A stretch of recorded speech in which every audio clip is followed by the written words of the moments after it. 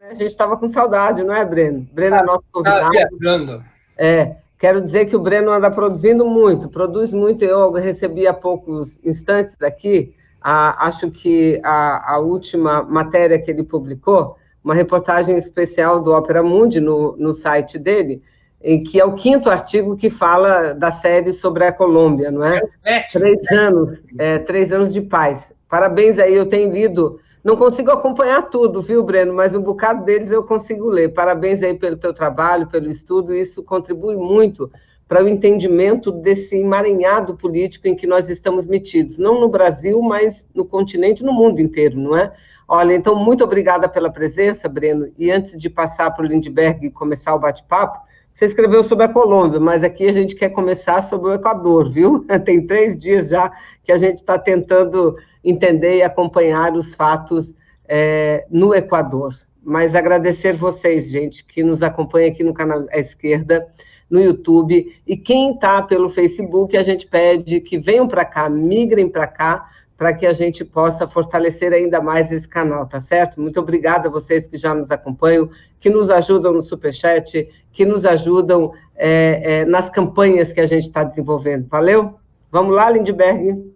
Bora, Vanessa!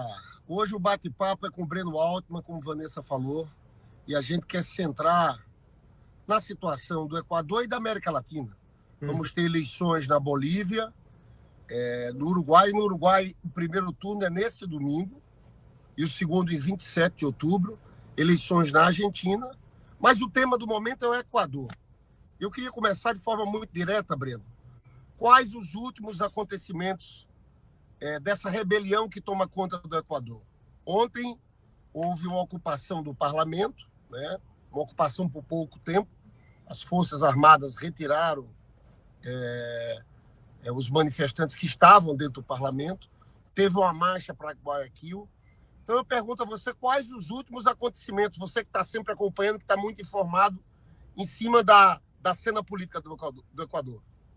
Olha, primeiro, bom dia a todos. Boa tarde já, né? A todo mundo que nos assiste. Obrigado de novo pelo convite, por estar aqui conversando com vocês, Vanessa e Lindbergh.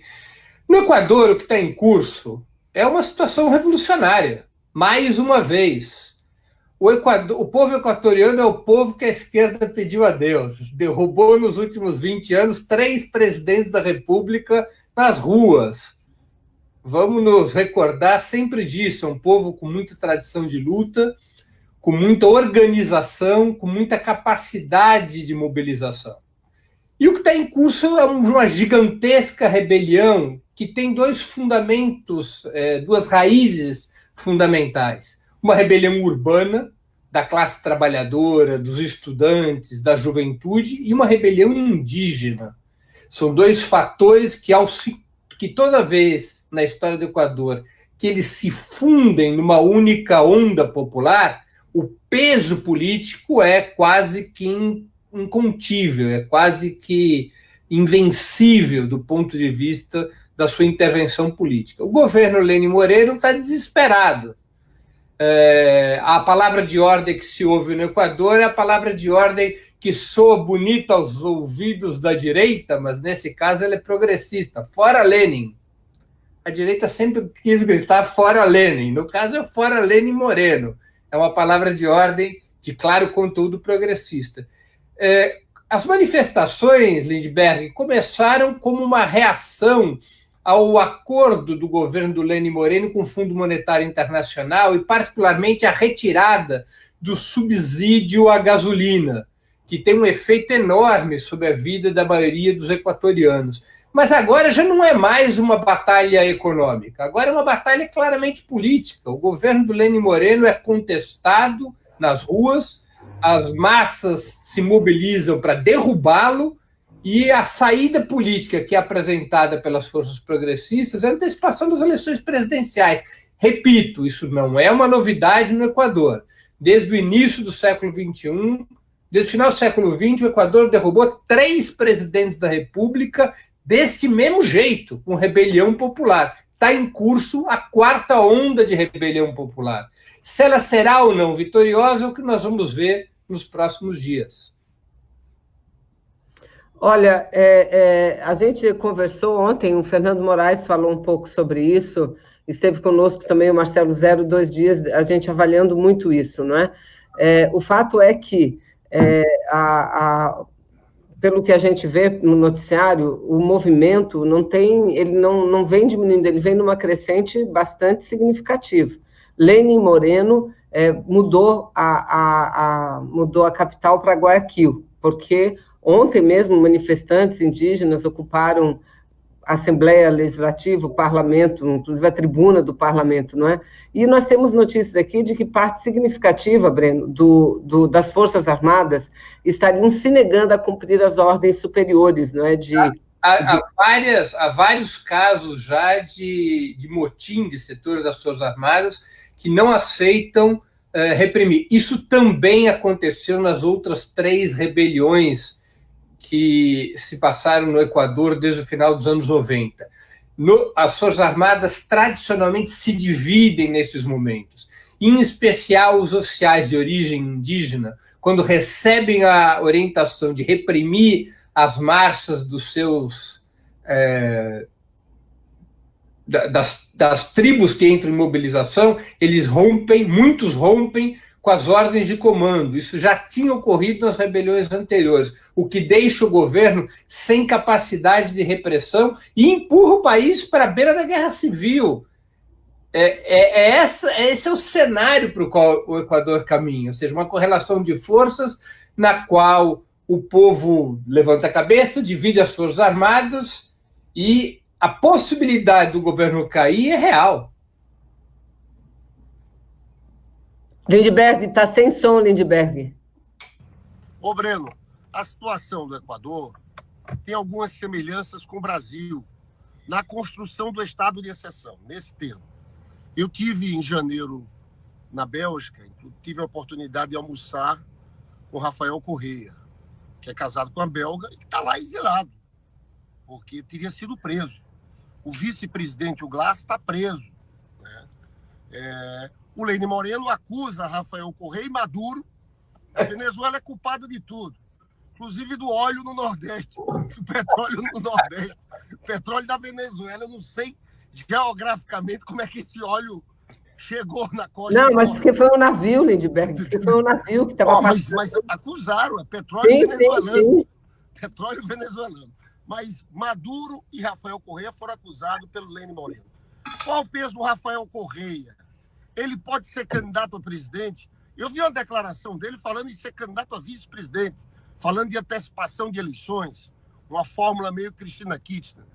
Eu queria que você avaliasse um pouco o peso do Rafael Correa nessa conjuntura. Não, o peso é importante, ele não pode ser candidato a presidente legalmente, teria que haver uma mudança constitucional, porque o Lenin Moreno conseguiu fazer aprovar uma emenda à Constituição do Equador que impede quem já foi presidente de voltar a se apresentar.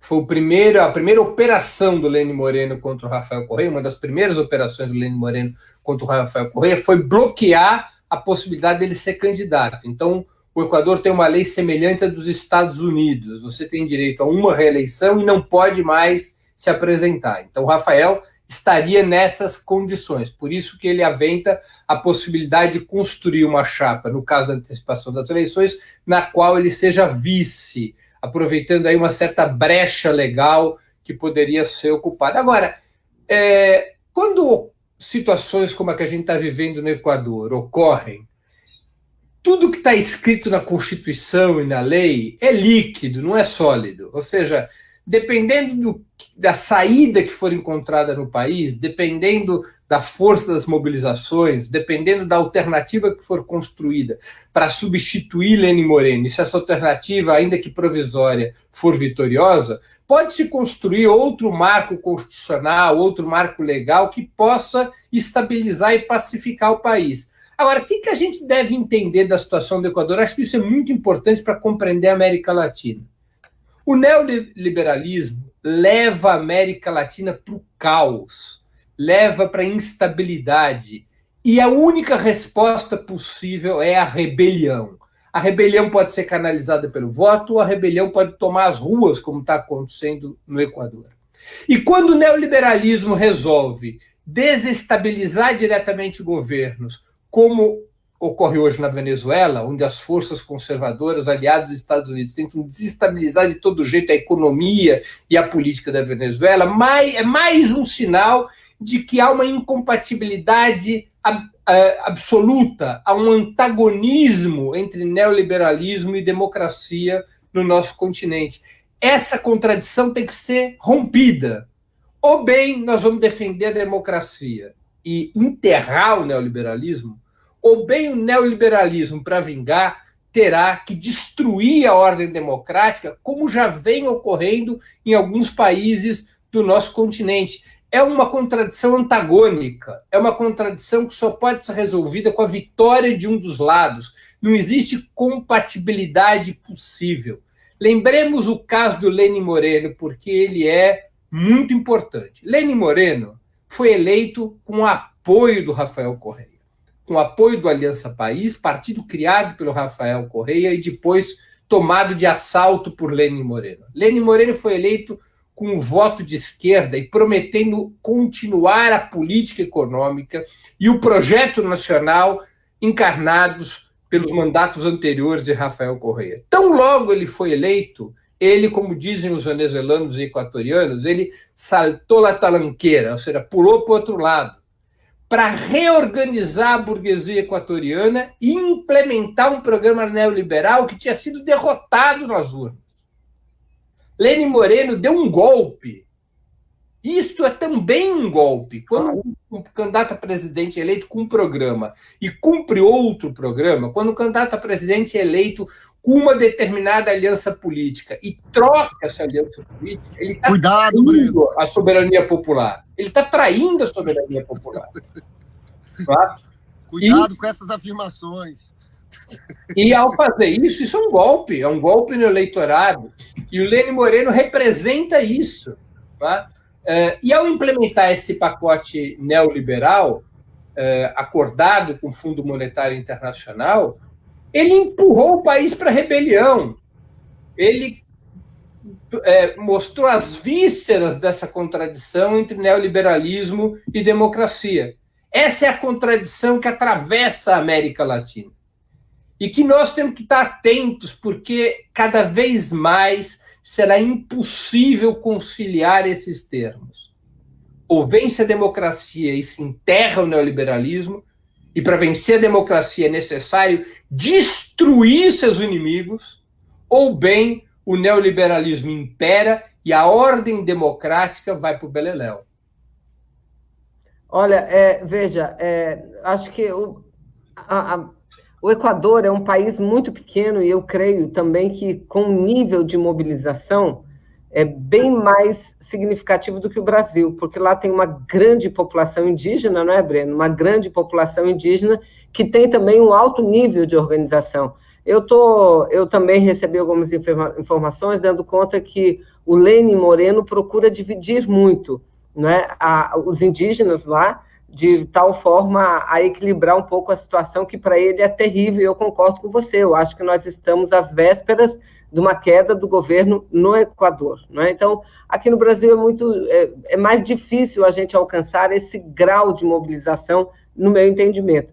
E tenho mais, acho mais, eu queria que você fizesse uma comparação, Breno, o Lindbergh pode falar disso também, porque a gente percebe que há muita divergência entre a base parlamentar, né, a maioria parlamentar conservadora, a maioria parlamentar de direita, também neoliberal, entre eles e o Bolsonaro. Há algumas divergências, mas a divergência ela vai sumindo no campo da economia, ou seja, na aplicação das bases do projeto neoliberal. Entretanto, também aí, eu acho que essa base parlamentar ela está atuando como um colchão. Não é? Vamos aplicar o projeto neoliberal, mas não vamos fazer tudo que o Bolsonaro quer, tanta maldade assim. Porque essa, talvez, na visão deles, seja a forma de eles permanecerem no poder e, quem sabe, até vencer as eleições do Bolsonaro, que, para mim, isso é muito longe, que eu acho que eles não têm 4 anos no poder. Com essa política, mesmo colocando o colchão, mesmo amainando, eu acho que eles não ganham por isso que você fala. Mas você acha que é um pouco isso que a gente vive no Brasil, Breno? Olha, evidentemente que a situação brasileira é muito diferente daquela que é vivida pelo Equador por vários fatores. Entre eles, e fundamentalmente, o nível de mobilização e organização popular. Agora, nós devemos olhar para o Equador e discutir entre nós aqui no Brasil qual é o nosso grande desafio. E eu vou ser um herege, eu vou ser um heterodoxo. Nosso grande desafio não é derrotar o Bolsonaro. O nosso grande desafio é fazer a esquerda voltar a ser uma alternativa de poder. É diferente as duas coisas. O grande desafio nosso é construir uma alternativa de esquerda no país que possa, repito, ser viável, possa chegar ao governo e ao poder nesse país. Isso significa que a esquerda tem que claramente se diferenciar da política neoliberal e apresentar um outro caminho de desenvolvimento. Claramente a esquerda precisa apostar na mobilização e na organização do povo, que é um trabalho árduo e lento, como instrumento principal de mobilização. A esquerda não deve pactuar com as forças neoliberais. A esquerda deve combater o bolsonarismo sem pactuar com as forças neoliberais que dissentem do Bolsonaro, embora em alguns momentos possa se golpear Bolsonaro junto com essas forças. A esquerda precisa construir uma cara própria, um programa próprio, que possa deixar muito claro ao povo brasileiro que só há saída pela esquerda. Ou seja, só há saída com a ruptura do neoliberalismo. Se a esquerda renunciar a essa perspectiva e aceitar se transformar numa força auxiliar dos setores que querem amansar o Bolsonaro ou substituí-lo por um governo mais palatável, que aplique o mesmo programa neoliberal, eu não vejo muito futuro na esquerda brasileira. Acho que este é o grande desafio. Mas, Breno, deixa eu te falar. Você mesmo falou que no Equador a palavra de ordem é fora Lenin. Não o nosso Vladimir, mas o Lenin Moreno. O Lenin Moreno. Na luta de massas, o movimento se expressa em algumas consignas, derrubada do governo, que simboliza tudo aquilo. Aqui no Brasil, eu estou convencido que o ponto fraco do Bolsonaro vai ser a economia, a vida do povo, o aumento do desemprego, a estagnação econômica, o aumento da desigualdade. Eu acho que esse é o ponto fraco do Bolsonaro. E, a minha opinião, essa crise que tem no Equador e que tem em toda a América Latina, o neoliberalismo tem um problema. A popularidade dos presidentes. Foi assim na década de 90, eu não canso de repetir, que o economista-chefe do Consenso de Washington, em 89, John Williamson, ele dizia o seguinte: olha, há que se ter cuidado com a popularidade dos presidentes. E tinha uma receita nos anos 90 mais gradual. Claro, diferenciado a país. Na Argentina foi tudo de uma vez. No próprio Equador? No Equador também. Aqui no Brasil foi uma coisa mais gradual também, porque tinha uma oposição política muito forte. Tinha o PT, tinha a força do Lula, tinha movimentos sociais. Mas o fato é que na década de 90 eles foram varridos. Né? Primeiro ganha Chaves, em 98, depois ganha Lula em 2002, depois Kirchner em 2003, aí Uruguai, Equador, Bolívia, Agora, eles vão ter um problema aqui no Brasil, na minha opinião também, porque o Bolsonaro não vai ter o que entregar para o povo. A vida do povo já está muito difícil e a tendência é que continue dessa forma ou se agrave, porque eu não vejo como a gente sair dessa situação de estagnação econômica. Colocado isso, a palavra fora Bolsonaro, de ordem, pode ganhar força. Eu fui presidente da UNE na época do Collor. E eu lembro que antes do Fora Collor, tinham tentativas de movimento pela ética na política. Quando a gente lançou o Fora Collor, aquilo unificou os setores importantes da sociedade. Então, eu acho que em algum momento a luta contra Bolsonaro, e eu sou de pleno acordo com você, que a gente tem que juntar no mesmo balaio Bolsonaro, Moro, Paulo Guedes, Mourão, mas a luta de massa se expressa também com algumas consignas que coloquem como centro a questão do poder.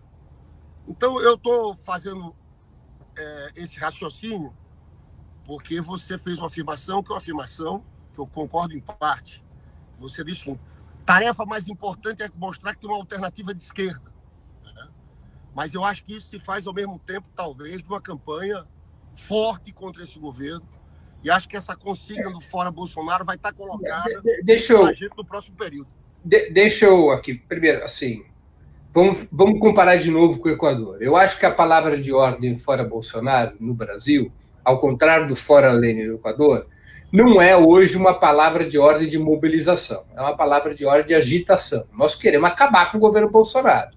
Agora, nós não estamos na situação em que se encontra o povo equatoriano, no qual a palavra de ordem Fora Lênin é uma palavra de ordem de mobilização. Centenas de milhares de pessoas se dispõem a ir às ruas ao redor desta consigna com o objetivo de efetivá-la, ou seja, de derrubar o governo. Não é essa a situação brasileira. Temos acordo sobre isso. É uma palavra de ordem de agitação, que pode se transformar numa palavra de ordem de mobilização em algum momento, mas não é este momento que a gente vive. Segundo, eu não acho que haja incompatibilidade, muito pelo contrário, entre a perspectiva de luta contra o governo Bolsonaro e a construção de uma alternativa de esquerda. Elas são complementares. Sob qual lógica? Derrotar o governo Bolsonaro e criar uma alternativa de esquerda. São duas coisas simultâneas. Não é substituir o Bolsonaro por um outro governo neoliberal, por exemplo, com o impeachment do Bolsonaro e a eventual ascensão do Mourão. Muito menos estabelecer algum tipo de mecanismo parlamentarista que faça de Rodrigo Maia o novo condestável da República. Não, se trata de lutar contra o Bolsonaro e oferecer a alternativa de esquerda. São duas tarefas complementares. Ambas, hoje, estão no terreno da agitação. É diferente do Equador. Estão no terreno da agitação porque o povo brasileiro, fundamentalmente hoje, trava batalhas defensivas ao redor das questões econômicas e materiais que representam a erosão das suas conquistas históricas, da sua renda, da sua vida. São batalhas de defensiva, ao contrário do povo equatoriano, que passou a ofensiva, colocando a questão do poder no centro da luta. Se me permite, você mesmo, Breno, você mesmo explicou isso. Qual a razão de o movimento popular lá estar muito mais mobilizado do que aqui? A razão é que lá eles sofreram um golpe do presidente da República. Como você disse, ele foi apoiado com total apoio do Rafael Correa, não é? E foi eleito para aplicar uma política diferente. Então, a revolta no Brasil, não. O Bolsonaro foi eleito com os brasileiros e brasileiras sabendo quem ele era e o que ele defendia. Porque aqui eles criminalizaram tanto a esquerda, não é? A esquerda, que o povo acabou dizendo, quem sabe aí vai melhorar. Eu acho que aqui a mudança e a mobilização, ela acontecerá de forma mais gradual, conforme as pessoas vão percebendo que os seus problemas não estão sendo resolvidos. Aqui o processo vai ser mais lento. Um dos fatores é esse que você está citando, Vanessa. Há outros fatores. A tradição histórica de rebelião do Equador é de outro tipo, não é como a brasileira. O fator indígena tem um peso importante porque é um setor muito organizado e muito disciplinado em relação às suas organizações, embora haja divergências sérias entre eles. E coloca em movimento é uma força política de grande potencial de mobilização. Há várias razões pelas quais a gente poderia explicar por que o nível de mobilização do povo equatoriano é superior ao brasileiro. Mas acho que, fundamentalmente, o que o Equador nos ensina, primeiro é isso, eu acho, a contradição insolúvel entre neoliberalismo e democracia. Segundo, a necessidade de colocar a mobilização do povo como a ferramenta principal para a construção de qualquer alternativa de esquerda. A esquerda tem que ter essa lógica. Nós ainda não conseguimos alterar a cultura política dos últimos 15 anos da esquerda brasileira, Vanessa. Esse é um grande problema que a gente enfrenta. A esquerda brasileira foi capturada culturalmente pelas instituições e pela lógica eleitoral. Ela aprendeu a pensar política quase que exclusivamente pela lógica eleitoral a partir do início dos anos 2000. Sim, a partir daí, a partir do momento em que nós vencemos as eleições, a partir daí. Agora as coisas começam a mudar. Nós somos, né, Lindbergh, a presença viva da tentativa de resistência e mobilização, não é? Não é fácil. É evidente que as direções dos partidos tomaram resoluções que fazem um giro político, muitos parlamentares e dirigentes adotaram uma outra postura. Agora, até você conseguir mudar a cultura política da maioria da esquerda, das suas lideranças intermediárias, das suas lideranças de base, isso é um processo lento, porque você se acostuma, são 15 anos acostumados à centralidade da luta institucional, à lógica eleitoral, o que provocou um certo afastamento em relação à organização, à mobilização e à educação do povo. Até você conseguir mudar a cultura política, não é um estalar de dedos.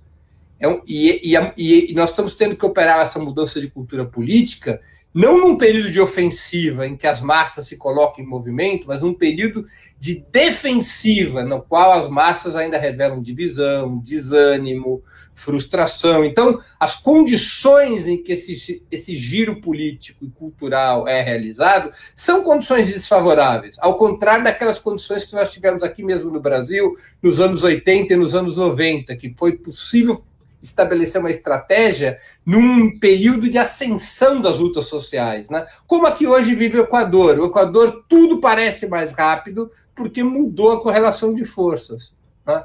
Então, é necessário a gente entender que a nossa situação tem especificidades. Eu vou falar uma outra questão específica importante que eu não poderia deixar de falar. Ainda que a base da insatisfação popular crescente, do desgaste do governo Bolsonaro, sejam as questões econômicas, ainda que a palavra de ordem de agitação principal seja o fora Bolsonaro, eu vou dizer uma coisa aqui, Lindbergh e Vanessa. O górdio da vida política do país é a questão Lula. Esse é o nó górdio, para eles e para nós. Se o Lula é libertado, muda o cenário político do país, porque o fator de aglutinação e mobilização sai da cadeia para as ruas. Esse é o nó górdio. E já que você falou da libertação do Lula, qual a sua expectativa sobre isso? Melhorou a situação, mas ela continua a ser difícil. Exatamente por essa razão. Ou seja, as classes dominantes calculam o risco que significa qualquer tipo de decisão que torne o Lula livre, inocente, com seus direitos político-eleitorais reabilitados.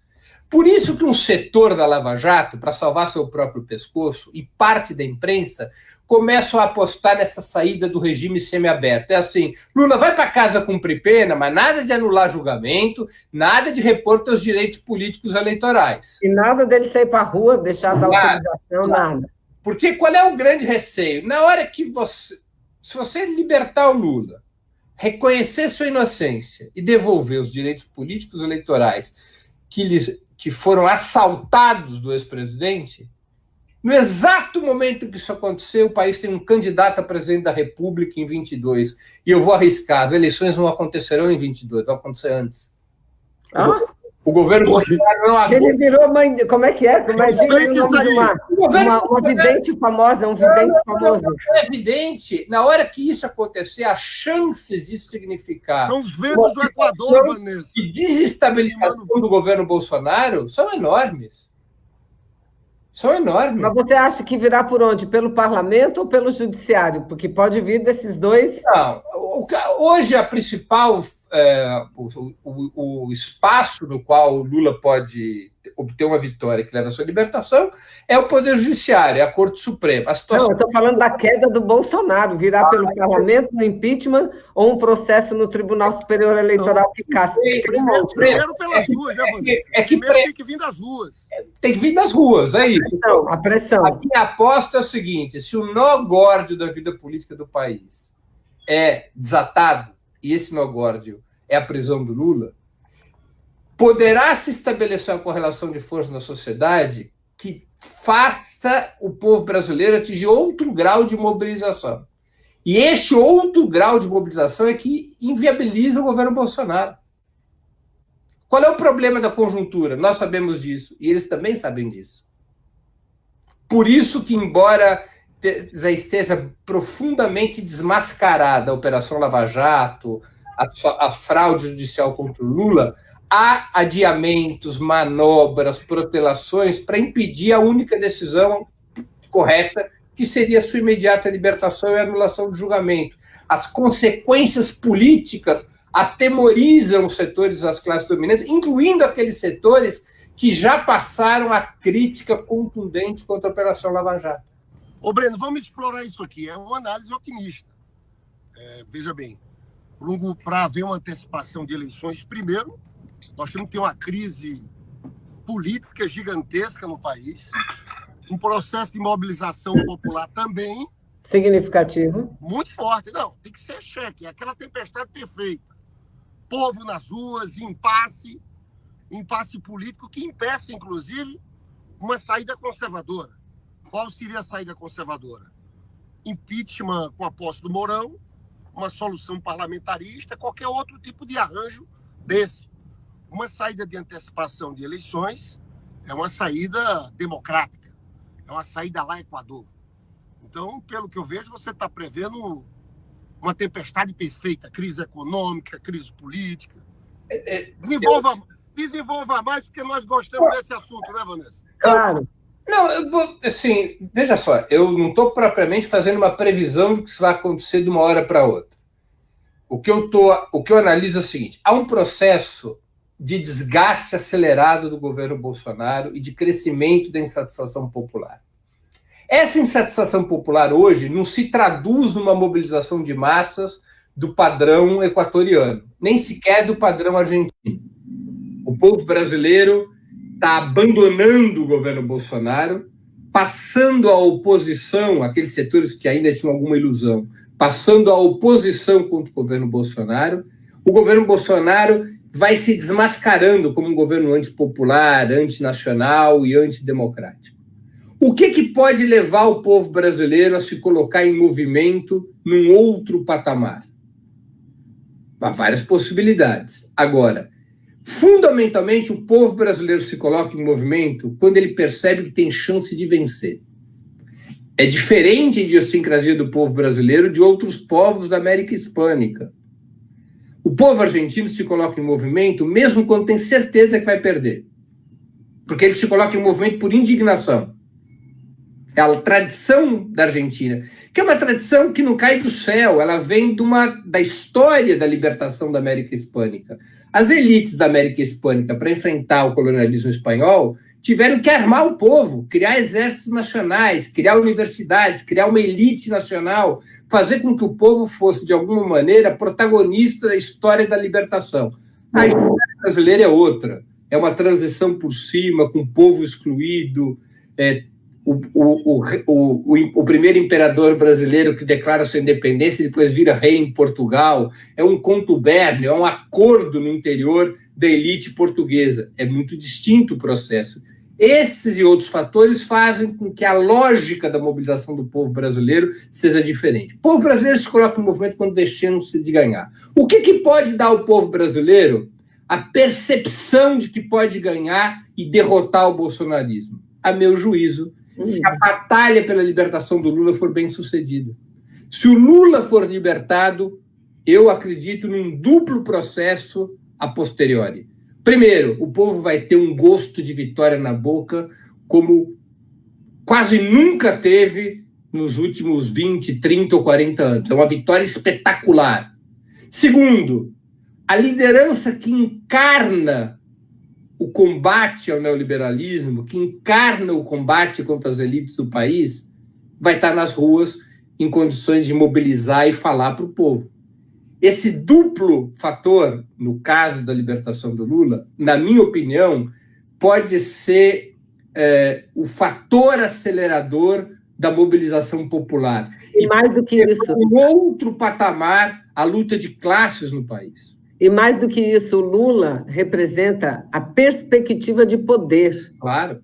De poder. de voltar a ter o que, lamentavelmente, nós não temos em outra figura ainda. É isso. Não temos. Podemos até construir. E, aliás, o Lula, dependendo da situação dele, o papel dele para isso é fundamental. Em todos os aspectos, o Lula é muito importante, por isso, lamentavelmente, está lá, não é? Deixa eu fazer um comentário sobre isso, Vanessa, que eu acho que é importante para os nossos espectadores do ponto de vista histórico. Ao longo de 100 anos, um século, a esquerda brasileira só teve 3 figuras que puderam sintetizar essa perspectiva de poder, cada qual numa etapa histórica. O primeiro foi Luiz Carlos Prestes, a partir da coluna Prestes e dos 20 anos que a seguiram. Prestes emerge para a vida política do país a partir de uma façanha épica, heróica, que foi a marcha guerrilheira pelo país, a chamada Coluna Invicta. O segundo personagem que teve esse peso foi Leonel Brizola, que foi o único líder político a derrotar o exército brasileiro na campanha da legalidade de 61, armando o povo do Rio Grande do Sul e fazendo a campanha da legalidade. Com base nesse tremendo movimento de resistência, ele emerge como uma liderança que apontava uma perspectiva de poder. A terceira liderança, e a mais bem-sucedida delas, que chegou à presidência da República, foi o Lula, que aparece aos olhos do país cavalgando e liderando um grande movimento grevista de resistência à ditadura nos anos 70 e 80. É muito difícil construir lideranças desse tipo. Isso não emerge de laboratórios, de disputa eleitoral, de marketing político. Essas lideranças emergem quando elas estão fundidas a um movimento popular de grande envergadura, em geral de envergadura épica, quando não heróica. Então é normal, a gente não deve ficar muito chateado ou preocupado com isso. É normal que uma liderança como Lula seja tão difícil de ser substituída ao longo do tempo. Porque só emergirá uma outra liderança desta envergadura a bordo de uma outra etapa, de uma outra epopeia de mobilização popular, como a que levou Lula à liderança. Só tem um problema, Breno. Claro que você falou de liderança de esquerda. Só que quando a gente olha para a história, a gente não pode deixar de pensar no peso do que foi Getúlio Vargas. O Getúlio não era de esquerda, não era nacionalista, um grande nacionalista. O projeto de desenvolvimento nacional, o Getúlio, sinceramente, aquele último governo do Getúlio criou a Petrobras, criou a Eletrobras, lá atrás CLT, é um outro tipo de coisa. Mas você vê, nós tivemos aqui, na América Latina, no Entreguerras, você teve Cárdenas no México, você teve Perón na Argentina, teve Getúlio aqui. Não, mas então, eu quis segmentar claramente. Estou falando de lideranças de esquerda. O Getúlio e o Perón, Cárdenas é uma outra história, mas Getúlio e Perón representavam frações das classes dominantes que se aliaram à classe trabalhadora e ao movimento popular. É uma outra lógica. Prestes, Brizola e Lula, independente das suas próprias opiniões individuais, representavam o protagonismo direto das classes trabalhadoras e a possibilidade direta das classes trabalhadoras e seus partidos dirigirem o Estado. Por isso que eu fiz essa segmentação para podermos tentar entender melhor o papel do... Eu entendi e não tive discordância, mas eu fiz questão de falar de Getúlio, porque eu acho que são os dois presidentes que tiveram um compromisso popular de construção de um projeto nacional mais importantes da história, Getúlio e Lula. Em especial no último governo de Getúlio Vargas. Acho que não podemos deixar de falar de Jango também, que também teve uma resistência. O Jango é uma liderança de menor relevância, né? Não, eu não acho. O Jango, talvez o feito maior do Jango tenha sido o governo de Getúlio, quando ele ministra o Trabalho, tentando resistir ao golpe que estava em curso, dobrou o salário mínimo. Foi demitido depois de Getúlio, mas Getúlio manteve. Getúlio tentou resistir a um golpe que foi dirigido aqui pela burguesia brasileira, mas em clara aliança com os interesses norte-americanos. Ô, Breno, você falou de 3 rebeliões que derrubaram um presidente, que eu só me lembro do Gutierrez. O Gutierrez foi a última delas. A primeira foi no final dos anos 90, o Bucaram, que era um presidente que cantava antes dos seus programas de televisão, era uma figura meio folclórica. eu esqueci o nome do segundo presidente, o terceiro foi o Lúcio Gutierrez, já no século XXI. Lúcio Gutierrez, aliás, parecido com Lenin Moreno. Lúcio Gutierrez foi eleito pela esquerda. Lúcio Gutierrez participou da mobilização popular, foi um dos militares que rompe com as ordens de comando na rebelião de 1998 que derruba Bucaram. Lúcio Gutierrez foi eleito pela esquerda e traiu. O Lenin Moreno repete a trajetória do Lúcio Gutierrez. Entendi. Diga. Vanessa, eu sei que você quer entrar, mas eu acho que era importante o Breno falar das eleições da Argentina, Uruguai. Bolívia e Uruguai. Até porque a gente tem que encerrar falando da briga do PSL aí, do Laranjal. Nós temos que falar do Laranjal e temos que falar também que eu acho que se havia alguma dúvida, Lindbergh, já não há mais nenhuma em relação ao crime que o Bolsonaro cometeu, né? Durante a eleição, utilizando os empresários para fazer disparos em massa milionários, bilionários de WhatsApp. Aí vem aquele Moro, aquele paladino da moralidade, o caçador de corrupto, dizer que foi a campanha mais pobre, foi a campanha mais barata, foi a do Bolsonaro. Que absurdo que a gente vive, né? Mas vamos falar aí sobre as eleições nos países vizinhos, Breno. Olha, vamos separar as situações, né? Eu acho que na Argentina se caminha para uma vitória no primeiro turno da Fórmula Fernandes, né? Do Alberto Fernandes e da Cristina Kirchner, que também é Fernandes. Acho que o peronismo vai vencer e acho que o fará no primeiro turno. A situação no Uruguai é mais difícil. No Uruguai, se for para o segundo turno, as dificuldades da Frente Ampla serão imensas. O candidato à Frente Ampla é um candidato relativamente fraco. Ali no Uruguai, o problema de renovação política é ainda mais grave que no Brasil. Basicamente, as principais lideranças progressistas, que são o próprio Tabaré Vázquez, que poderia ser candidato à reeleição, e o Pepe Mujica, são os dois octogenários. O Pepe Mujica já é quase um nonagenário. E a substituição geracional, ela foi... ela é uma situação difícil. O atual candidato, ele é um candidato que vem de um setor mais... social-democrata da Frente Ampla. Ele é prefeito de Montevidéu. A candidatura mais popular, que era até a candidatura apresentada pelo Partido Comunista, acabou não conseguindo se consagrar. E é um candidato que mobiliza pouco o núcleo duro da Frente Ampla. A campanha não está com aquele calor todo de outras temporadas, não é? Precisa vencer no primeiro turno. Se for para o segundo turno, vai suar a camisa, as dificuldades serão grandes.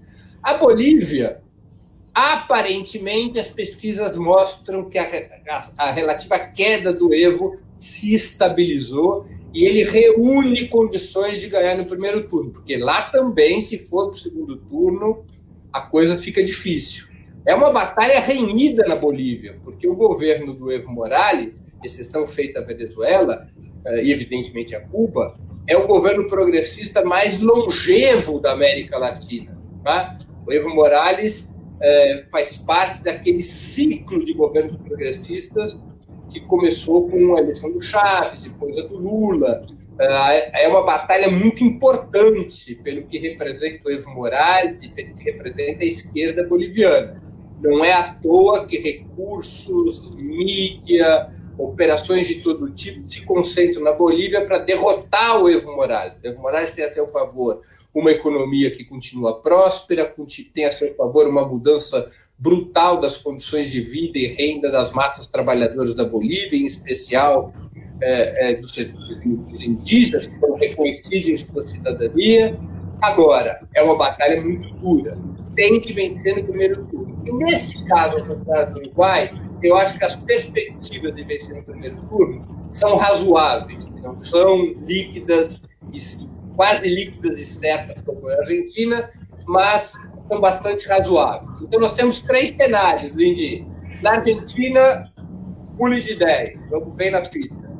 No Uruguai, muito preocupante. Na Bolívia, é uma perspectiva otimista, embora não tão claramente otimista quanto na Argentina. E antes de mudar para o Brasil... Vai. Fala, Vanessa. E antes de mudar não, eu ia ler aqui um chat, aqui um superchat da Fátima Maia. Ela diz o seguinte: um grande abraço para os dois senadores que hoje fazem muita falta no Senado. Minha mãe, Emília Basílio, manda um abraço para os dois. Obrigada, viu? Obrigada aí. Obrigada pelo carinho. Diga, Lindy. Não, Breno, eu tive em Montevidéu, tive até com a Haddad, fizemos uma visita ao Pepe Mujica. E o prefeito, na verdade, o candidato é Daniel, está me falhando... Martínez. Como? Daniel Martínez. Daniel Martínez. Ele é prefeito por 2 vezes de Montevidéu. Teve uma disputa interna. Tinha um líder sindical, que era o candidato do Partido Comunista, que teve algo em torno de 10% nas prévias. Tinha uma candidata do grupo de Mujica, claro, que era uma mulher,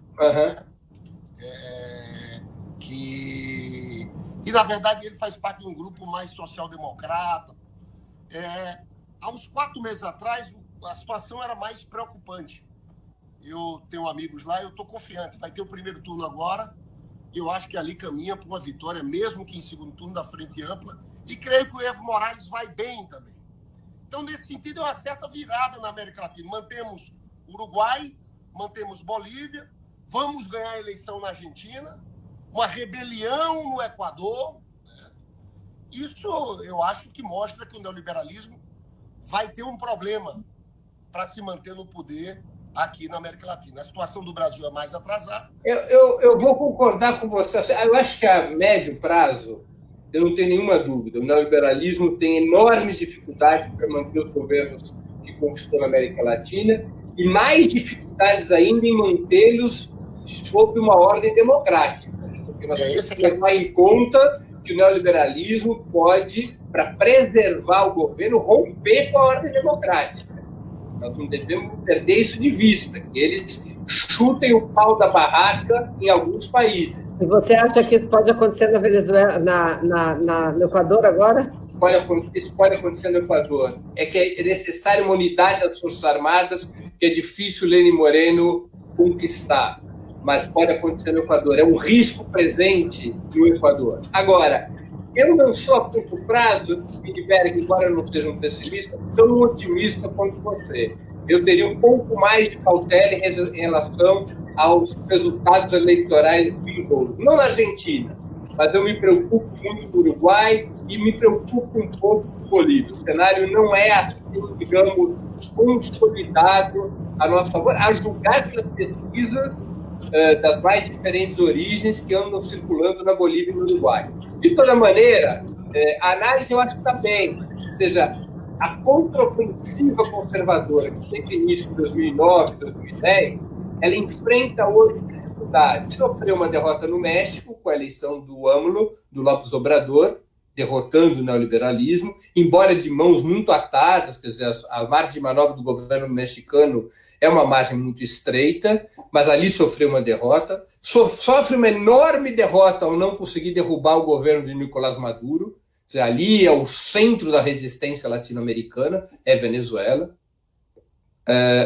Pode vir a sofrer, deve sofrer uma derrota importante no neoliberalismo na Argentina, com a vitória de Alberto Fernandes e Cristina, e é possível que mantenhamos os governos do Uruguai e da Bolívia. Se os resultados se confirmarem nesta direção, com os graus diferentes de dificuldade que ao menos eu vejo nesses processos, nós poderemos concluir lá para o final de outubro de que uma nova tendência pode estar se consolidando na América Latina, a qual se soma a rebelião no Equador.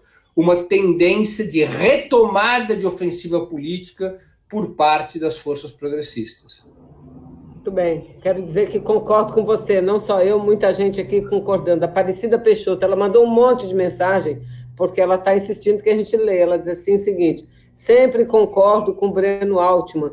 Ele é muito lúcido. Sempre, várias pessoas aqui dizendo que concordo com você. Mas, olha, a gente tem mais um tempinho para falar, vamos voltar para cá. Breno, queria que você comentasse essas duas questões. Aliás, você estava falando aí sobre o Equador e eu pensando aqui comigo, né? Onde é que nós estamos metidos? O Bolsonaro, até hoje, não tem uma base parlamentar consolidada.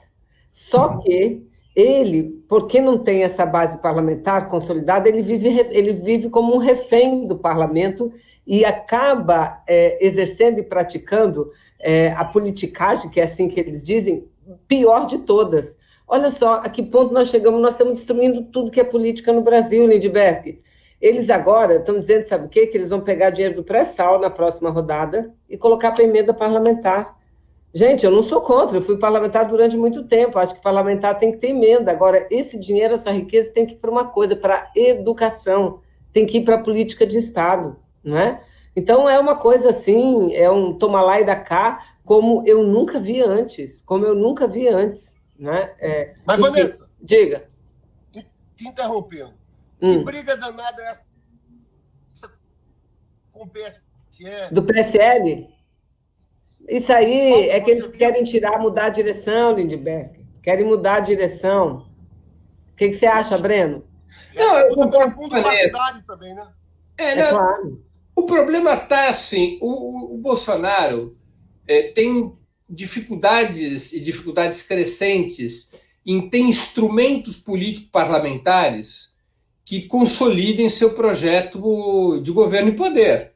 Ele não consegue ter um partido que seja capaz de construir um bloco ao seu redor, ele tem lideranças muito fracas, muito medíocres, ele fica o tempo todo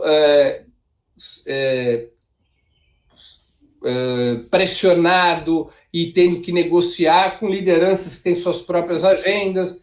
O Bolsonaro gostaria de ter uma ferramenta sobre a qual ele exercesse sua hegemonia e essa ferramenta pudesse ser sólida e viesse a construir uma maioria parlamentar que não dependesse dos outros partidos da direita tradicional. Agora, a perspectiva de conseguir isso não estão postas. Então, ele bate cabeça e, nesse momento, bate cabeça com o PSL, até porque vai se aproximando das eleições de 2020 e os resultados de 2020 podem ser preocupantes para o Bolsonaro.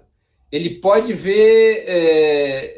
reduzir sua margem de manobra política a partir do resultado das eleições municipais. Então, eu acho que representa essa luta entre as distintas frações do campo conservador e do bolsonarismo que se expressa no PSL, que todos nós sabemos o que é o PSL, né? O PSL é uma quitanda de fruta podre, é gente que um bando de aventureiros, gente sem eira nem beira, como se dizia antigamente, né? Há revistas que foram alçados ao primeiro plano da vida política do país por conta da votação do Bolsonaro, da crise política, do golpe contra Dilma. São personagens entre nefastos e patéticos, e isso leva a esse tipo de disputa entre eles, né? São pequenos ladrões de galinha, né, Lindbergh? Ali é tudo... quem briga mesmo é ladrão de galinha. Sem som, Lindbergh. Eu não acho que eles não estão roubando a galinha só, não. Eles estão levando a riqueza. Embora. São ladrões de galinha que passaram a ter a possibilidade de roubar a nação. Pior tipo de ladrão. Mas eles sinalizam, parece um bando de loucos, paranoicos. O delegado Valdir, que é o líder do PSL, deu uma pancada ontem no Bolsonaro, disse, ele não olha para o quintal dele. E o Queiroz, e o Flávio Bolsonaro, isso é o líder do PSL, o Major Olímpio também. Mas essa briga é boa. Gente... Quanto mais eles brigarem, melhor para o povo. Vanessa, estamos chegando ao final do programa, eu acho que era importante só também explorar o Breno aqui na eleição de Portugal. Por 4 cadeiras, o Partido Socialista não teve a maioria. Eu achei isso bom. Não ter maioria? Eu achei bom porque claro, ele fica dependendo de uma aliança com a esquerda mais e com o Partido Comunista. Vale dizer que a Geringonça se construiu um programa em cima dessa aliança. Isso foi muito importante para que o governo caminhasse, saindo daquela política de austeridade imposta pela União Europeia. Pelo menos saindo em parte. Eu concordo com isso. Se o PS português tivesse maioria absoluta, ele constituiria mais um desses governos sociais-democratas a servir do liberalismo. O PS português é estruturalmente um partido da direita social-democrata. Apenas a contingência eleitoral empurrou o PS português por uma política mais progressista. Vamos ter isso bem claro. O PS português, incluindo Antônio Costa, é o PS da direita da social-democracia. Mas eleitoralmente foi obrigado a esse tipo de aliança que o Lindbergh se referiu. É uma aliança que não é uma aliança de governo. O Bloco de Esquerda e o PCP, o Partido Comunista, não participam do governo. Eles garantem a maioria parlamentar para o governo e, portanto, sua sustentação naquele regime político de Portugal, que é o parlamentarismo. E apresentam reivindicações importantes, reivindicações no sentido de fortalecer o papel do Estado. Que vai ter que ser analisado pela esquerda portuguesa, Lindbergh, que é assim, o Bloco de Esquerda e o PC português tiveram resultado. O Bloco de Esquerda manteve seu resultado eleitoral dos eleições. Cresceu um pouquinho. Não, mas em número de deputados manteve o mesmo. Os mesmos 19 deputados. O PC português caiu de forma importante. Do ponto de vista do voto de esquerda, vamos somar os votos do Bloco de Esquerda com o PCP, houve uma queda. Qual é o medo que certos analistas de esquerda passam a ter em Portugal? Que se repita em Portugal, com outra fisionomia, o mesmo que aconteceu nos anos 80 com a esquerda francesa, em especial com o Partido Comunista Francês. O Partido Comunista Francês era muito maior que o PS francês, nos anos 60 e 70. Para você ter uma ideia, nas eleições presidenciais de 69, o PC francês teve 25% dos votos com Jacques Duclos e o PS tinha 5% dos votos. Mas o PC sabia que não ia poder constituir governo comunista na França, que só era possível uma vitória da esquerda se o governo fosse do PS. E ao longo do tempo que o PS francês fez, nos anos 80, 90, até os anos 2000, foi engolir o PC francês. O PC francês apoiou o PS e foi perdendo força. Esta dinâmica pela qual a esquerda vai perdendo força num governo dirigido pela social-democracia começa a preocupar os comunistas. E também preocupa o Bloco de Esquerda. Porque o PS, embora não tenha tido maioria absoluta, mostrou um viés de alta, porque o governo da Geringonça dá certo e, evidentemente, que o PS é quem mais capitaliza essa situação. Então, há uma preocupação estratégica na esquerda portuguesa sobre a continuidade da Geringonça. Se isso não levará, mais cedo ou mais tarde, a um processo no qual a esquerda portuguesa, ao invés de reforçar seu papel, e seu papel é fundamental para lutar pelos direitos da classe trabalhadora, ela acabe se vendo numa situação de desidratação. O PCP já... Agora, feio mesmo, para encerrar, foi a situação da Espanha. Vocês sabem que eu acompanhei o processo eleitoral lá. Você é quase um espanhol. Hein? Você é quase um espanhol. Não, eu estou revoltado com o Pedro Sánchez, com o Partido Socialista. É porque ele foi lá na praça, ele foi lá abanar bandeira junto com o Podemos. Ele foi lá abanar a bandeira do Sánchez, né, Lindbergh? Por isso que você está revoltado. Eu estou revoltado que vai ter novas eleições em novembro, tudo porque o PSOE não aceitou formar um governo com o Podemos, que teve 14% do parlamento. E não aceitou porque teve pressão. Olha, lá teve um manifesto dos bancos. Você já viu isso, Breno? Eu nunca vi. O manifesto das instituições financeiras, claro, dirigidas ao PSOE para não formar um governo com o Podemos, porque seria um governo marcadamente de esquerda, né? Vetaram o Podemos e o Pedro Sánchez aceitou e convocou novas eleições. Novas eleições que colocam o Podemos numa situação difícil, porque já surge um outro partido, uma outra agremiação, que é o Mais Madrid, do Errejón, que agora é mais Espanha. É Mais País. Mais País. É Mais Espanha, Mais País. Que vai se lançar. Tem de haver um voto útil no PSOE, para poder constituir um governo que não seja do PP. Claro, é isso. Eu acho uma loucura, eu acho um grande equívoco do PSOE. Mas é isso, Breno. Eu quero agradecer muito a tua participação. Chegamos no horário, né, Vanessa? Você está com fome, né, Lindbergh? Você está com fome hoje, né? Eu estou aqui, ó, na boa. Eu estou na estrada, numa viagem longa. Como você está? Ele está voltando para o Rio. Moraes, conversando com ele e estou voltando agora. Ah, você está indo para o Rio? Tô. Ah. E ele é danado, viu? Eu disse para Lindbergh fica com o carro parado. Ele ficou um bom tempo, não sei se você prestou atenção. Aí, de um tempo em diante, ele toca aí, vamos embora que eu estou atrasado. Valeu, gente. Valeu, Lindbergh. Obrigada, Breno. Gente, Valeu, um abraço.